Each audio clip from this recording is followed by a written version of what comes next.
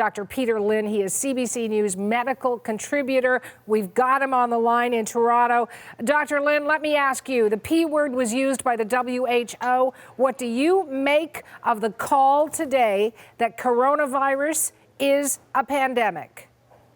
Yeah, so up until now, they've kept that word away, saying that we can still contain the virus because they said China has beat this thing back from 4,000, 5,000 per day down to maybe 20. So the hope was containment, and therefore we can get rid of this virus once and for all. But then when you look at the other countries, Italy, for example, South Korea, Iran, and now United States crossing 1,000, it means that the virus is moving around very quickly. And that's why now they said perhaps it's contained in China, but then the rest of the world it is not contained. And so therefore now we start moving to a position of, yes, we want to contain it, but at the same time, we have to prepare for many people getting sick. And how do we make sure that we have resources around for that? So that pandemic is basically sending a signal, everybody get ready, there's going to be more cases, and it's going to be a strain on all the healthcare systems. So let's prepare for that. And what in your opinion is the best way local hospitals and regions can prepare for this pandemic?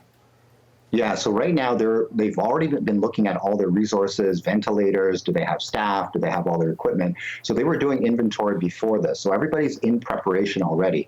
However, based on the numbers that we're seeing in Italy, for example, it's overwhelming. And so therefore, we're not sure if any healthcare system can handle that many people getting sick. And the problem with this virus is that the majority of people are mild. And that's a problem because mild people will tend to bump into other people and still go to work and still go to gatherings. And that becomes a problem because then they can spread the virus. That's why this virus is moving around so fast. And I think part of the problem is we keep reporting this is a bad virus, it kills people. So people, when they say, well, I don't feel so bad, so therefore I can't have it, and then they bump into people and they continue to go on. So that's why this thing is spreading so fast. So it doesn't have to be in a pandemic mode for Canada, for example. If we do some of those basic, simple things, we can actually contain it. So therefore, maybe the pandemic is for the rest of the world, but locally, we can maybe have some effect based on what we're doing right now. In terms of the mindset of the average Canadian who so far has been hearing the WHO say this is not a pandemic, this is not a pandemic. Today they hear the WHO say this coronavirus is a pandemic. How do you suspect someone's approach to coronavirus in their own personal life will change?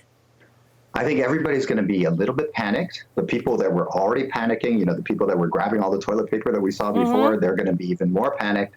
The people that were saying, this is not a big deal, now they're going to pay attention. Because there were a lot of people saying, it's not really that big a deal. I'm going to keep traveling. I'm going to keep doing everything the same. So I think everybody's going to sit up and pay attention. And what I'm hoping to do is that everybody starts paying attention as to what we can do. So instead of feeling like we're sitting here like a sitting duck and this virus is going to come, one of the things that we're trying to educate people about is this virus cannot move on its own. It has no wings and no feet, so therefore it requires us to move it either by an airplane or I have to sneeze it out and then you have to breathe it into the lungs. And it really has to reach your lungs for it to do any damage. So therefore, if it's on your hands, no problem. But as soon as I put it up to my face, now it can get into my lungs and that becomes a problem. So therefore, if we stay away from sneezy people and if we don't touch our hands to our face and maybe we wash our phones, we heard Apple saying that we can clean our phones, maybe those are good things to decrease that virus from moving from one person to the next. What about the word asymptomatic, though? I mean, that's the one that scares me, Dr. Lynn. Yes. So what they did was in the beginning, they said perhaps if you have no symptoms, you can transmit. And so far, that doesn't seem to be the patients that are transmitting this virus. Okay. It's the patients with mild symptoms.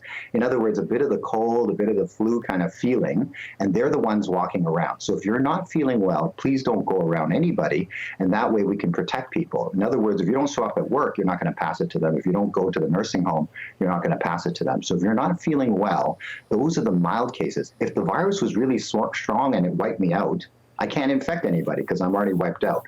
But it's the mild cases. Those are the people that are walking around at conventions, at schools, at work that's causing problems. I want to thank you for your time, and we will certainly continue this conversation of what people should do in a pandemic. But I thank you. Dr. Peter Lynn is CBC's medical contributor.